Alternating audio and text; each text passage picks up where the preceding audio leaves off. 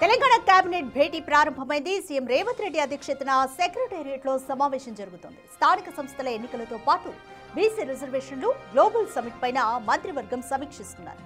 అదేవిధంగా ప్రత్యేకంగా విద్యుత్ రంగం పైన చర్చించనున్నారు. పెండింగ్ పనులపై కూడా పూర్తి స్థాయిలో రివ్యూ చేయనున్నారు.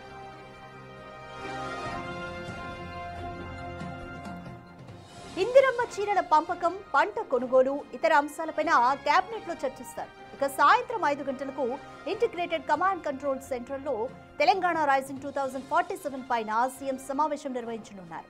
ఇందుకు సంబంధించి సంబంధిత అధికారులు కూడా హాజరు కానున్నారు. రాష్ట్రంలో కొత్త థర్మల్ విద్యుత్ ప్రాజెక్టుల నిర్మాణం, హైదరాబాద్ లో చేపట్టనున్న అండర్ గ్రౌండ్ కేబులింగ్ వ్యవస్థపైన చర్చించనున్నారు. ఇక వీటితో పాటు యాదాద్రి టెంపుల్ డెవలప్మెంట్ అథారిటీ ఏర్పాటుపైన డిస్కస్ చేయనున్నట్లుగా తెలుస్తోంది. రామగుండంలో 800 మెగావాట్ల థర్మల్ ప్లాంట్ పైన చర్చిస్తారు. వీటిపైన మంత్రివర్గ సభ్యులకు విద్యుత్ శాఖ ఉన్నత అధికారులు పవర్ పాయింట్ ప్రెజెంటేషన్ ఇవ్వనున్నారు.